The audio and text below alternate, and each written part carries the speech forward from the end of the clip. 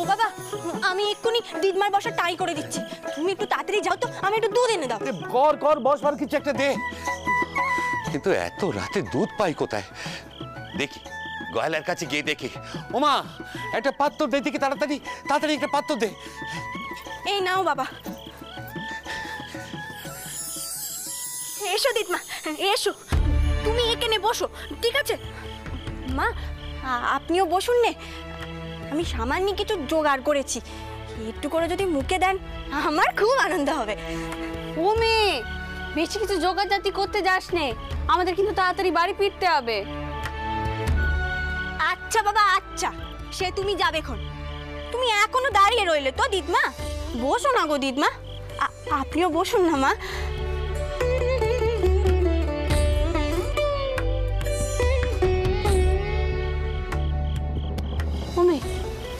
তুই তোর বাপকে এখন কোথায় পাঠালি রে?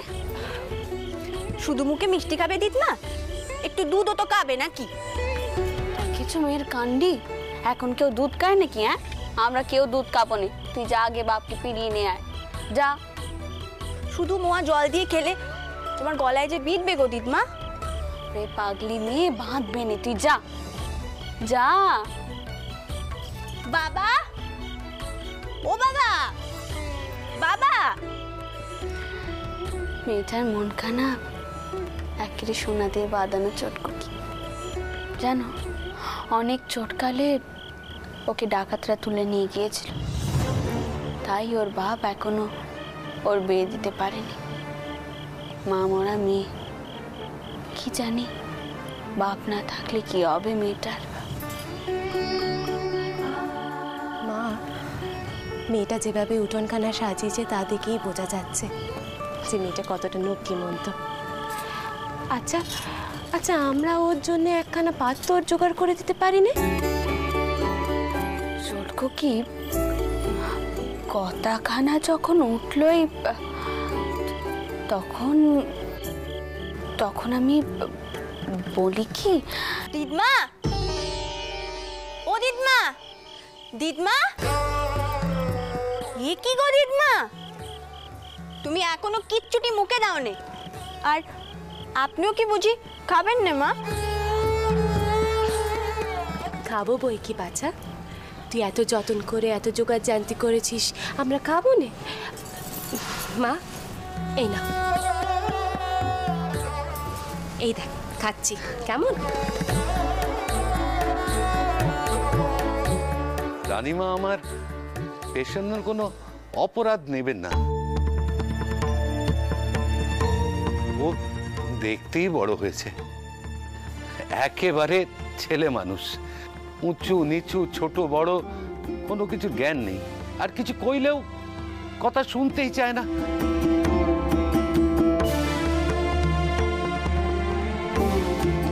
নইলে আপনাদের এখানে নিয়ে আসার কথা কওয়া কি আমাদের জ্যেষ্ঠতা নয়? ছি ছি, এমন কথা কেন কইছেন? এসব বলে আমাকে লজ্জায় ফেলবেন।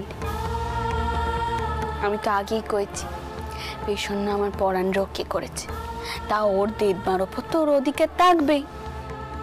দেখেছো তো বাবা, দেখেছো দিদমা আমায় কত ভালোবাসে, তুমি শুধু শুধু চিন্তা করছিলে।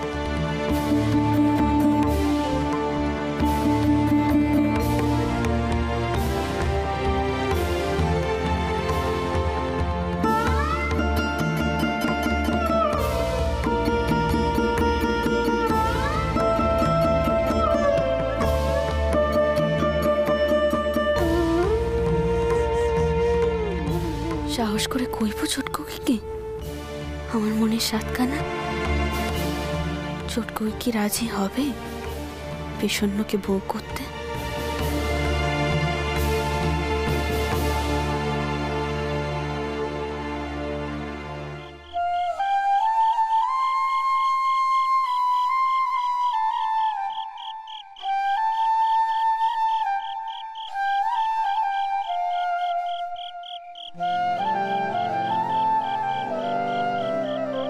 সকলে তোমার ইচ্ছা, ইচ্ছাময় তারা তুমি, তোমার কর্ম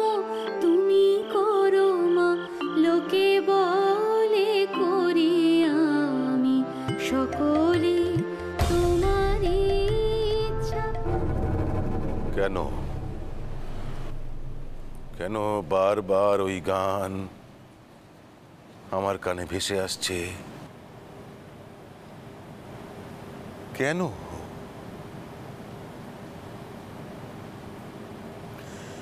হে জনার্দন,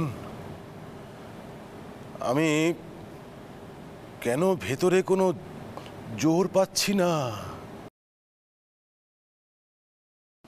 কেন মনে হচ্ছে ওই গান যিনি গাইতে পারেন তিনি তো কোনো সাধারণ গৃহী মানুষ নন, তিনি তো সাধ্যী। আজ ভোগ নষ্ট হওয়ায় দুর্বল হয়ে আছে। এসব কি গানই ফল নাকি তুমি অন্য কোনো ইঙ্গিত দিতে চাইছো?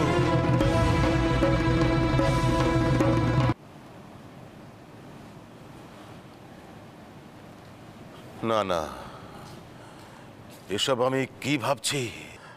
নিম্নবর্গের এক সাধারণ মেয়ে মানুষ যিনি কিনা ক্ষমতার অর্থের জোরে অধর্মের পর অধর্ম করে চলেছেন, আর আমি কিনা দুর্বল হয়ে পড়ছি। ঠিক, শতধিক নিজেরে, শতধিক। তোমার কর্ম তুমি করো, লোকে বলে করি আমি, সকলে তোমার ইচ্ছা।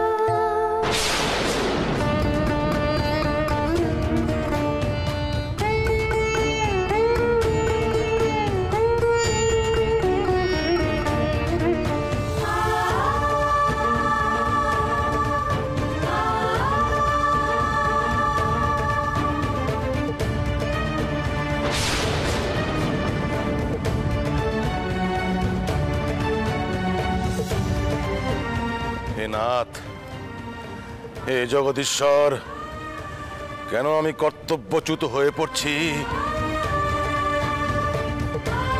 আমায় শক্তি দাও প্রভু, আমায় শক্তি দাও। আমাকে যে ধর্ম রক্ষা করতেই হবে, শক্তি দাও প্রভু, আমায় শক্তি দাও জগদীশ্বর, আমায় শক্তি দাও।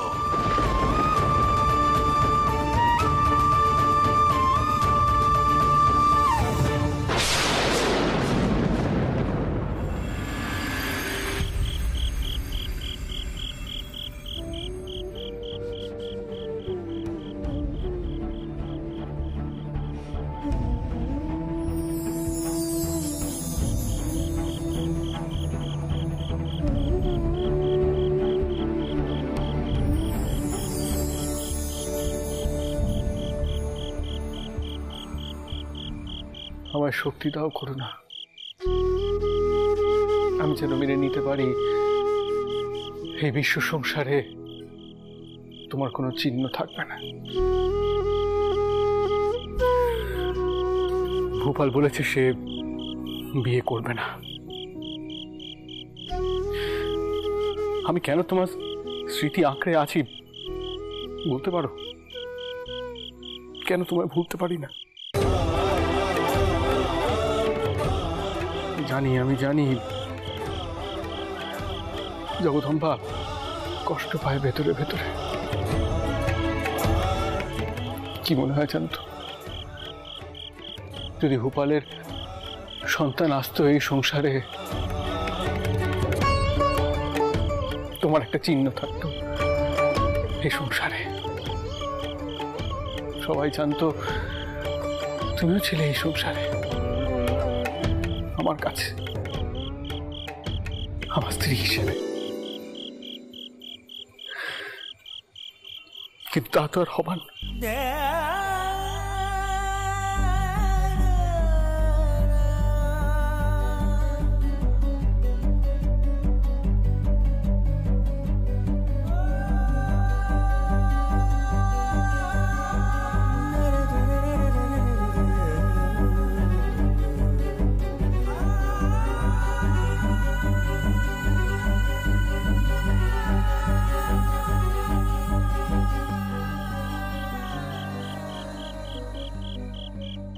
গোপাল বিয়ে করবে।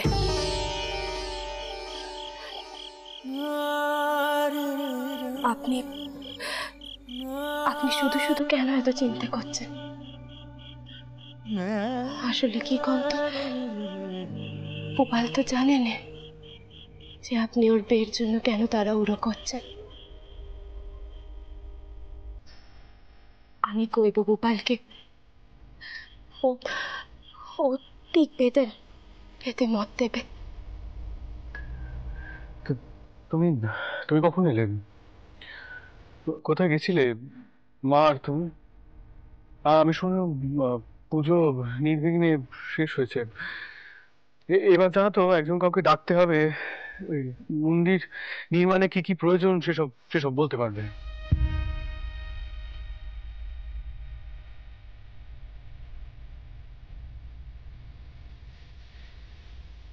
আমি আজ শুধু বারবার ভুল সময় এসে পড়ছিলে, কিন্তু ভাগ্যি এলো,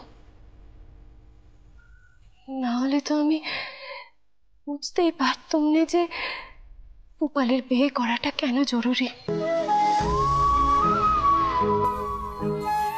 সত্যি কইতে এই কথা আমার মাথাতেই আসেনি যে গোপালের যদি সন্তান না হয় তাহলে তাহলে সেচ দিদির চিহ্ন মাত্র থাকবে না এই সংসারে।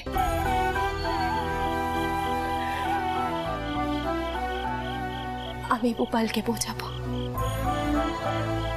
যত তাড়াতাড়ি সম্ভব ওকে বিয়ে করতে রাজি করাবো।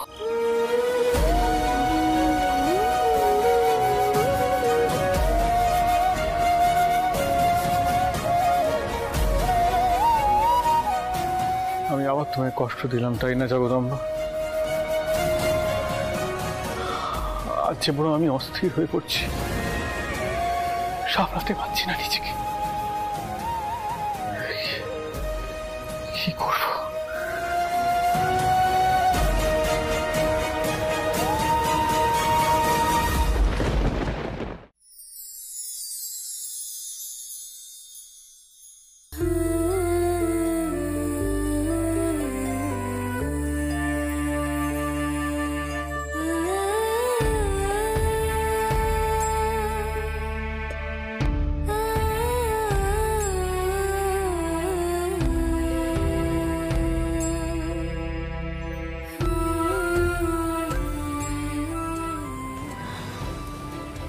আপনি আমায় অনুমতি দিন,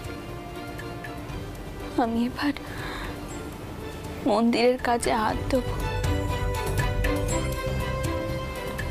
এত বড় একখানা কাজ করতে যাচ্ছি, কিন্তু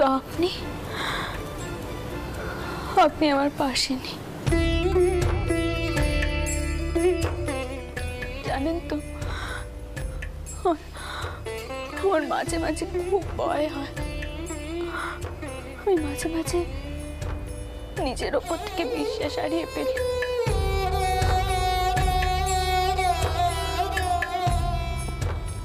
আমি জানি আপনি থাকলে কইতেন, রানী তোমার ভয় কিসে,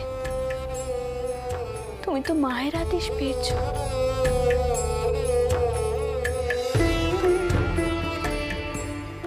তবু যে সব কিছু ছেড়ে এগিয়ে যাওয়ার শক্তি আমি পাচ্ছি না।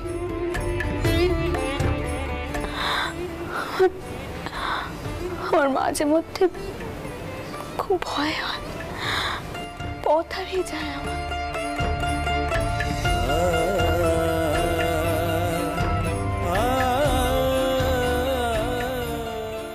আপনি যদি এখন আমার পাশে থাকতেন তাহলে যে কি সুবিধে হতো। আমি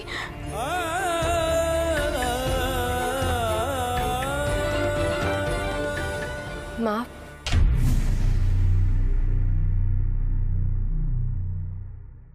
তুমি কি ব্যস্ত?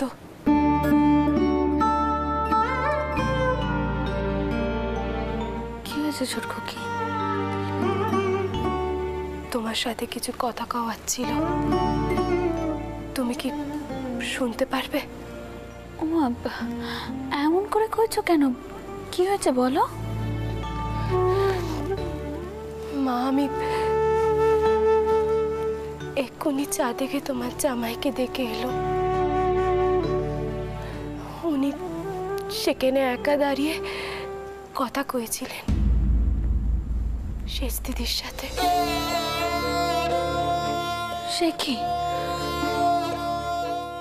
হ্যাঁ মা, তিনি একদিন যে দুঃখ আমার কাছে প্রকাশ করতে পারছিলেন না, সেই দুঃখই তিনি শেষ দিদিকে জানাচ্ছিলেন। যদি ভূপালের সন্তান আসতো এই সংসারে, তোমার একটা চিহ্ন থাকতো।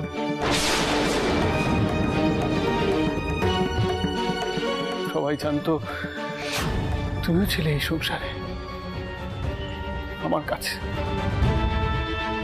আমার স্ত্রী হিসেবে।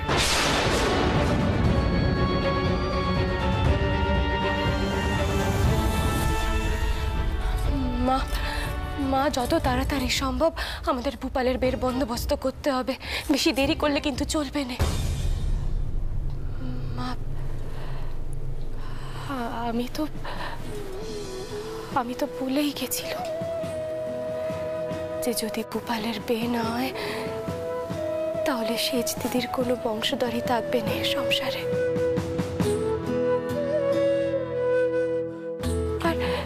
আর এই কথা তো আমার মাথাতেই ছিল না যে আমি তো ভূপালের মা নই। মা তো সেচ দিদি, সেচ দিদির বেটা ভূপাল আমার নয়।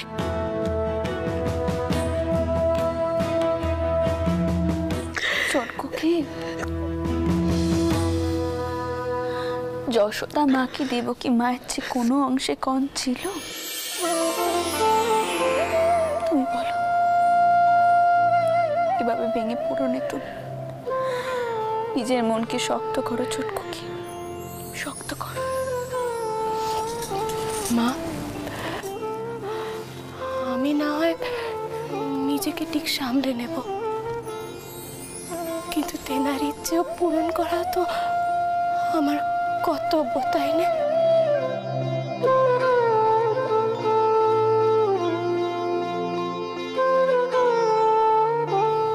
এতগুলো বছরে তিনি কোনোদিনও নিজের ইচ্ছে প্রকাশ করেন না। আজও তিনি মনে মনে সেচ দিদিকেই সেই ইচ্ছেগুলো জানাচ্ছিলেন। এতগুলো বছরে তিনি কোনোদিনও নিজের ইচ্ছে প্রকাশ করেন না। আজও তিনি মনে মনে সেচ দিদিকেই সেই ইচ্ছেগুলো জানাচ্ছিলেন। কিন্তু মা, আমি তো সে কথাগুলো শুনে ফেলেছি। তাই সেই ইচ্ছেগুলো পূরণ করা আজ থেকে আমার কর্তব্য।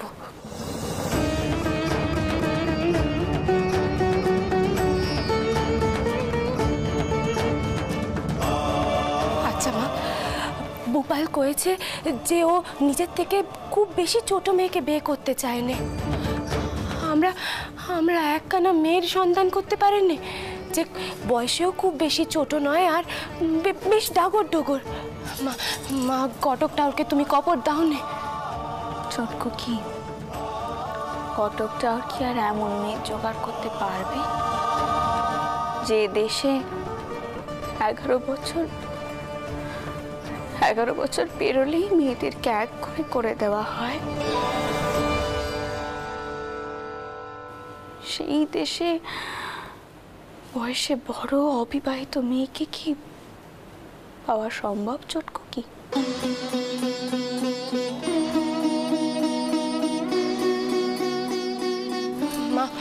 মা, কেন সম্ভব নয়? আমাদেরকে শুধু একটু খুঁজতে হবে, আর মেয়ে হোক নে এক ঘরে, তাতে তো আমাদের কোনো সমস্যা নেই। মা, এমন একটা মেয়ের সন্ধান করো নে। চটকুকি, তো একখানা রয়েছে।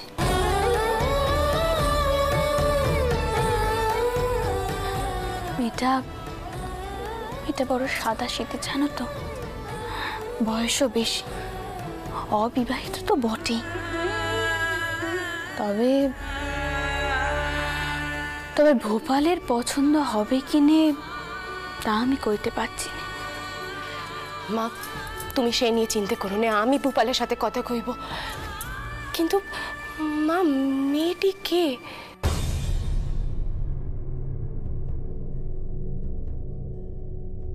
আজ তুমি যার বাড়িতে গিয়েছিলে, বিষণ্ণ,